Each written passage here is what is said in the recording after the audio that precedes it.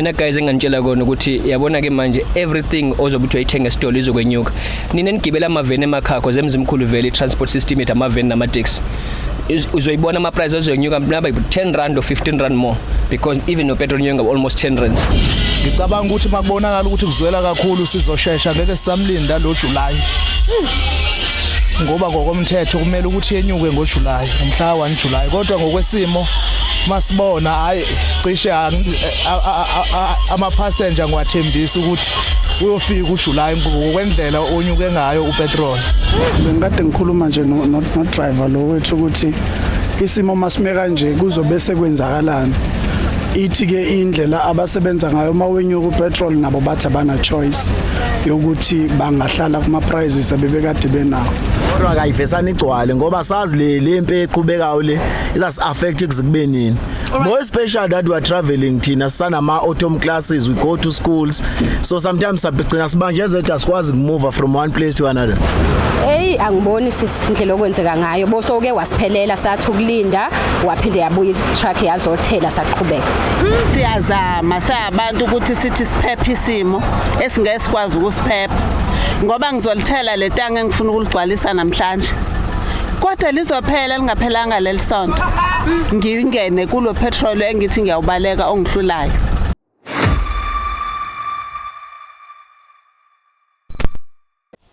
Babokele Dream on TV, we are back with another exciting episode and a very informative episode. Kama nami ke ndinguAmlu ndingokwambabala ngikhona la emhlabeni wasemzimkhulu emabhaceni silake eBonjo STS kwaMadlanduna Total. So silana nje sizobheka kubantu bakithi ukuthi bazizwa kanjani because of ama prices akhuphukayo namhlanje ngo12 wa petrol because of the war that is currently taking place kwi-Iran and Israel. So njengoba silana nje sifuna ukuzobheka ukuthi siyabona ngempela emgaqo akuhambeki abantu bakithi bagcwele bazothela upetrol because there's hyperinflation that is currently taking on our country. Sizobheka ke ukuthi abantu bakithi njengoba belana, are we putting full tank, are we putting half tank, what is currently happening? Right next to me sisi nje esimbona impela ukuthi nokwenu seze wafika kulo line. Sisiwami sicela ukwazi nje ukuthi kukuthatha isikhathi esingakanani ukuze ugcine ufikile ku line. Into engango 45 minutes. Right, mawubuka lo petrol mhlawumbe uzothatha isikhathi esingakanani ukugcina because abanye abantu ifiye yabo ukuthi nje siyogcina ngempela singasenawo petrol with the war that is currently taking place kwamanye amazwe. Mhlawumbe uzongithatha inyanga ngoba isikhathi esiningi ngiyayishiya when I'm traveling long distances just to and from work. Right. Siyabonga kakhulu sisiwami sicela ukuchecka with you. You've been working in the morning. Ngiyacabanga ukuthi akakaze ubone kwenzeka into kanje. Mhlawumbe ipressure yomsebenzi namhlanje ngakanani compared to other days? Enkulu kakhulu sisi.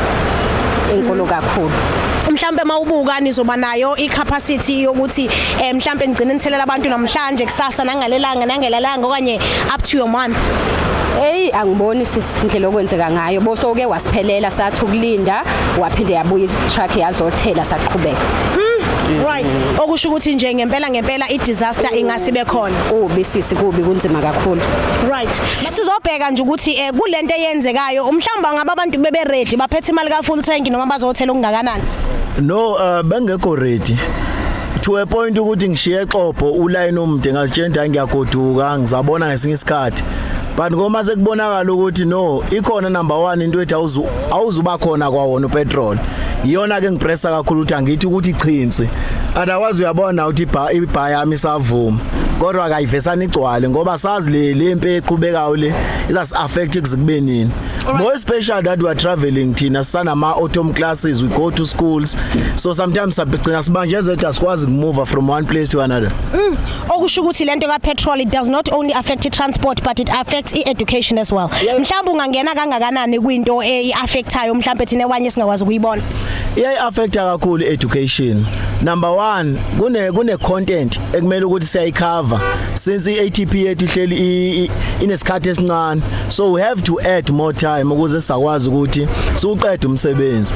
So now mangaba saba delayed singazi ukwazi ukuqedela mhlawumbe to try and correct ama misconceptions enziwa abafundi ku term 1 asakwazi ukuyoba ayina kahle, asakwazi ukuthi sipreparation for term 2. So every day sahleli thina si behind ngenxa yawo lo petrol lo. Babukele Dream on TV sila manje Shell Garage. We just want to hear from abantu abawusebenzisayo nje on a daily basis upetrol. Sisiwami sicela ukubuza ukuthi kuyo yonke lento eyenzekayo mhlawumbe ngabe ususizakele okanye ikufaka under pressure nawe yonke lento eyenzekayo namhlanje.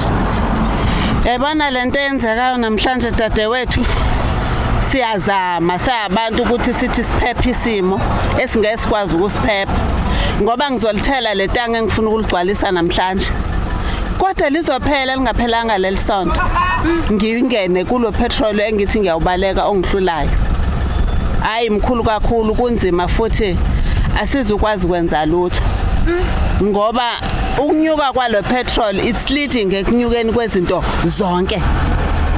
I was just saying khona manje ukuthi hayibo abantu abangaba nemali yotshwala ngokubayaganga bayeyisa kahle kahle ngoba phela ayikho imali umuntu ongathi uthatha le mali ye grant nje akuzoqala i grant ngolesithathu njalo noba ngolesingaphi la evekini mayingathatha leyo mali umuntu ahambe nobe yengani nobe laba aba disable noba eyabagulayo abhuquze ngayo utshwala uyeyisa lo muntu ngoba phela sisesimene esinzima mayingathatha le mali ebekufanele ba isiza lelizwe ngoba phela yena akafuni ukuthi limsize ufuna ukuyidla utshwala ngaba uyeyisa. Ukwazile ukuthela manje njengoba uphuma la egarage ngizama kona njengamanje angithelile la ngoba sekuvaliwe kuphelile and they are telling me ukuthi noba ngawulinda le truck la iduze kwami ukuthi thela bathi bazoba kusasa ke kuzabe sekubhedile ngisayongena ko line. Mhlawumbe bhuti wami njengoba sisi wena ulisebenzisa ithekisi lakho njengebusiness mawubuka mhlawumbe kuyonithatha isikhathi esingakanani ukuze nigcine nani senikudlulisela nakuthi njengabagibeli ukuthi kunesimo esithande ukushintsha kwezika petrol nezezimali. Sizobuka isimo sendlela besikade sikhesh up ngayo ukuthi ishintshe kangakanani.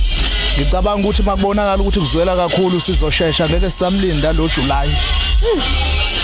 Ngoba ngokomthetho kumele ukuthi yenyuke ngoJuly umhla 1 July kodwa ngokwesimo masibona hayi cishe ama passenger ngiwathembisa ukuthi uyofika uJuly ngokwendlela onyuke ngayo upetrol.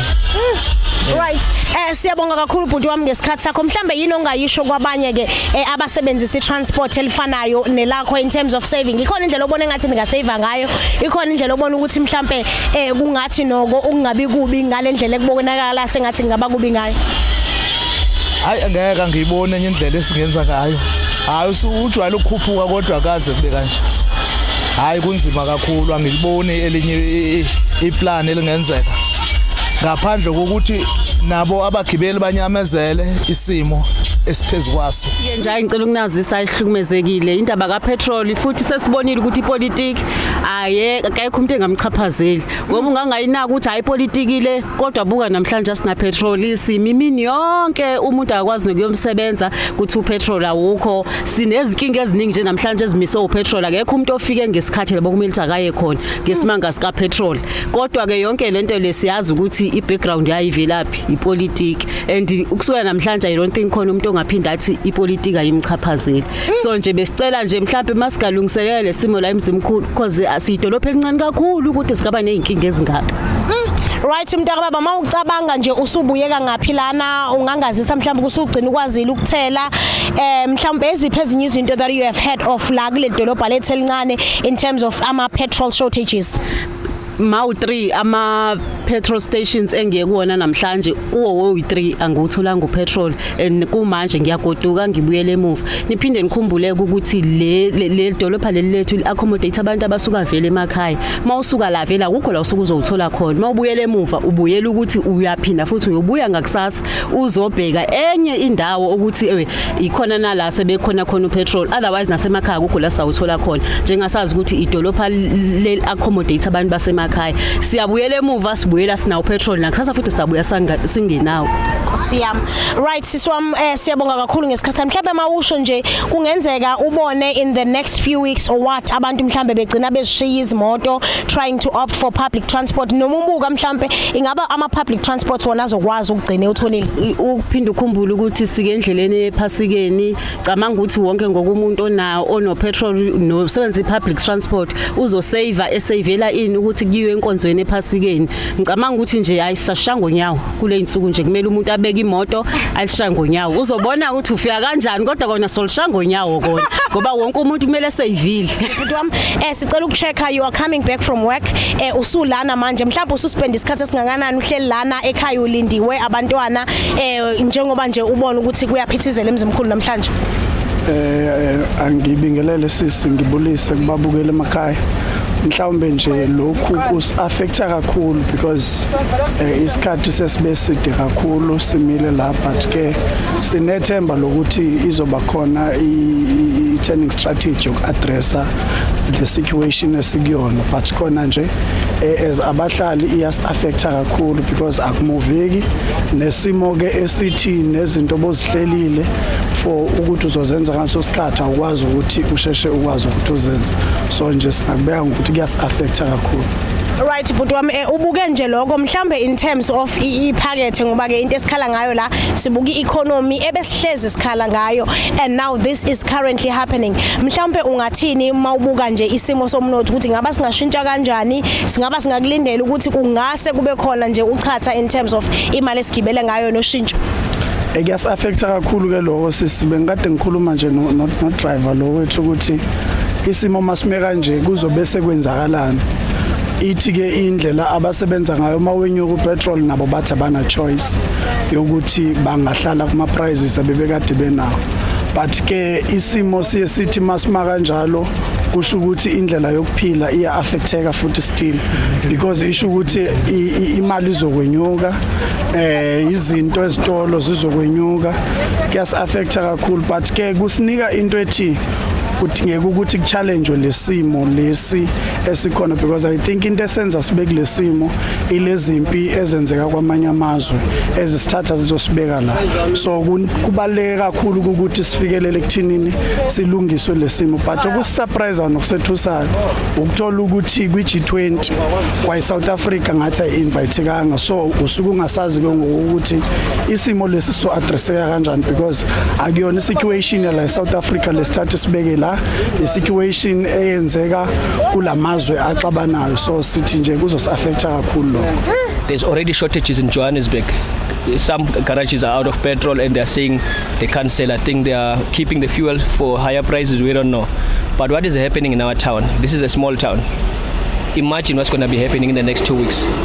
So it's best we buy now. Just for us who've got businesses, we're going to have a problem, meaning the food price is going to go up. I think guys, all of us must just think this is not going to be good. This is not good, honestly. Even now I just filled up. I'm thinking of driving home, come back with some containers and fill up the containers because I think this is definitely going to be a problem for all of us. Now my brother, you have touched on something ethi even the food prices will go up. Mhlawumbe abanye abantu abayibhekanga babheka ukuthi nje I don't have a car so akukho kuzongi-affecta. Mhlawumbe yini ongasoyisho kubantu ukuthi nje makunyuka ama carriages kusuke kuzonyuka nani enye futhi?